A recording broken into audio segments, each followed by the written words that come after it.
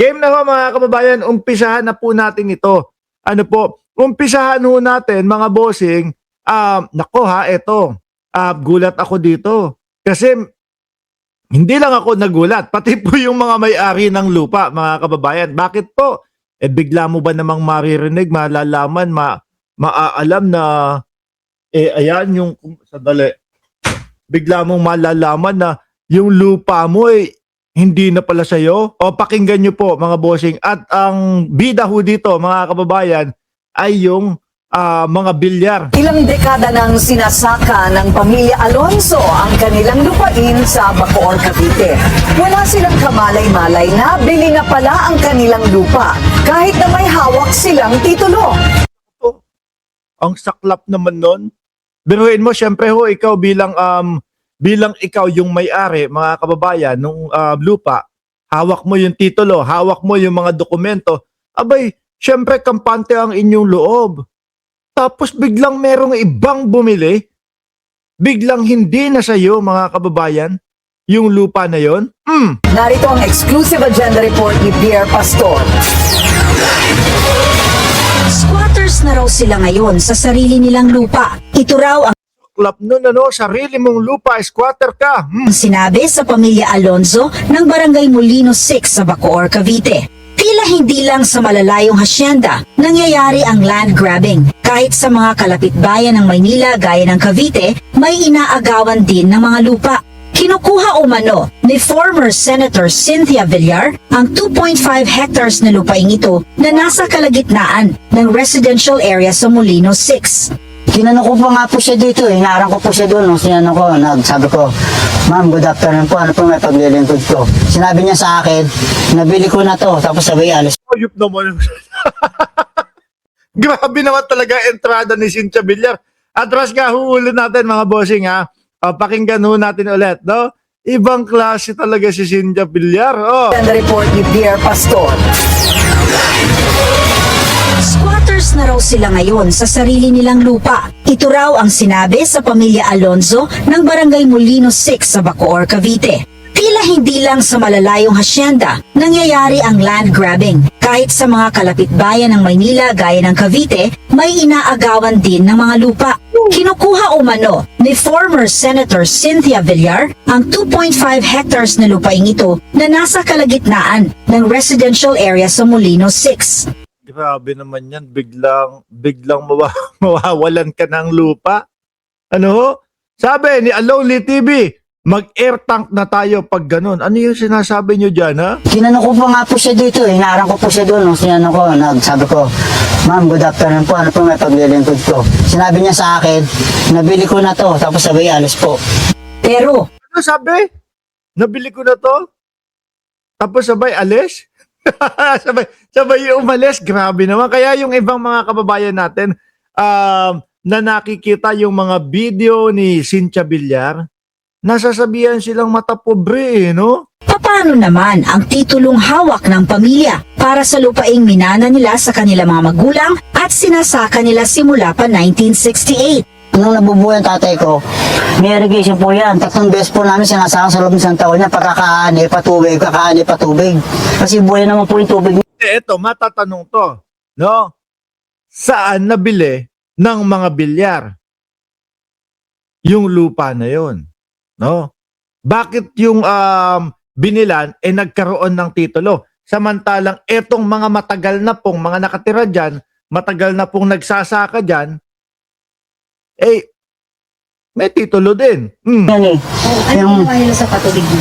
Wala na po, kasi nga ginawa na po River Drive, sinaraduhan na rin po, nilalagyan na ng kalsada. 2023 nang nagsimula umano ang unti-unting pang-aagaw sa lupa. Una, gumawa ng River Drive sa tabi ng Ilog Molino na katabi din ng lupain ng mga Alonzo. Sumunod dito ay sinisira na ang kanilang bakod. Walang pasintabi, basta na lang pumasok sa kanilang property. Mga gwardya ang gumawa nito na umano'y mga nakabonet at may mga baril. Grabe naman kapag wala kang laban talaga, oh. Ganyan ang mangyayari sa'yo. Walang dalang papeles at di ayaw sumagot ng maayos kapag tinatanong. Kung habang ginagawa nila po yung River Drive, unti-unti na po nila pinapasok yung mga heavy equipment nila. bigla na lang papasok sa lupa mo, lalagyan ng kung ano-ano, tapos pagbabawalan ka ng gumamit, pagbabawalan ka ng, grabe yan. Grabe. Sabi ni Chaicher, grabe yan. Di ba? Pinapatag na po itong lupa. Pinasok din po ng surveyor to ang pinalabas para daw makuha yung easement ng River Drive. Pero sinita ko po yung geotechnical engineer nila. Sabi ko, bakit pati ito sinusukat nyo? Hindi naman nakakasama yan. Sa video na ito makikitang naiyak ang isa sa mga kapatid ni Jay dahil sinisira ang kanyang gulayan na Yun na lang talaga magagawa mo. Lalo na kapag kayong mga kakausapin mo, walang maipaliwanag sa'yo. Tapos armado, sabi ni Malunggay, BC, grabe mga bilyar niyan.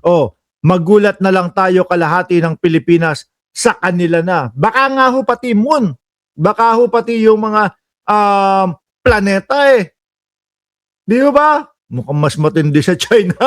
China ito mga ito eh. pinagkakakitaan para pampaaral ng kanyang mga anak. Ayon sa pamilya, kahit pa sila ay alukin na bayaran ng lupa ay hindi nila ito ibibigay. Helpless ang pakiramdam ng pamilya Alonso dahil dumulog na sila sa maraming tanggapan para sa kanilang problema sa kanilang lupain pero walang gustong tumulong. Mahirap daw Baka kasi mabigat ang kalaban. Mga bilyar ang kalaban. Alam nyo, sa ganito ko na-appreciate po no? Yung gobyerno ni Pangulong Bongbong Marcos. Bakit to mga kababayan? Kasi kung mapapansin nyo naman po, simula yung mga Kibuloy time, di ba? Walang malaking tao sa gobyerno ni Pangulong Bongbong Marcos. Lahat pantay-pantay Walang utang na loob. Di ba? Yung tipo bang, yung sinasabi ni Buloyski, sinasabi ni Chavit, yung si Bongbong Marcos, walang utang na loob yan. Parang hindi na nakakakilala. Yun ang tamang presidente po. Na kahit na ikaw, tumulong doon sa kanyang kampanya, na kahit ikaw, meron kang ibinigay sa kanya, hindi niya tatanawin na utang na loob yun.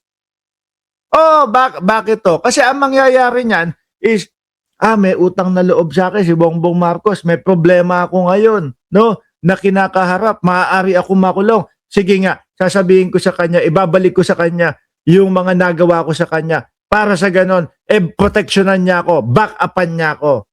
Pero hindi po ginagawa ni Pangulong Bongbong Marcos. Kahit na nagpadala ng mga speaker, nagpadala ng mga entablado, nagpadala ng mga kung ano-ano, si Kibuloy, ayun, nasa oblo pa din. Bakit? May maliit tayong kababayan na nagreklamo, may maliit tayong kababayan na tumatangis, lumuluha, umiiyak dahil naabuso daw po ni Buloyski, mga bossing. Kaya ngayon, nasa oblo si Kibuloy. Bakit to? Kasi kailangan niyang manatili doon sa loob habang yung kanyang kaso ay tuloy-tuloy ho. Di ba? talagang kalaban ang mga mayayaman.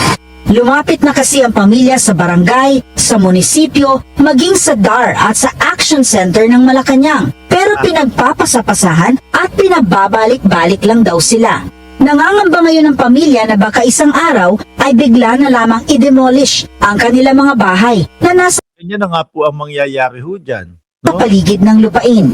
Hinihintay ng Billionaire News Channel ang tugon ng kampo ni Villar hinggil sa issue na ito. Baka hindi lang magsalita yan.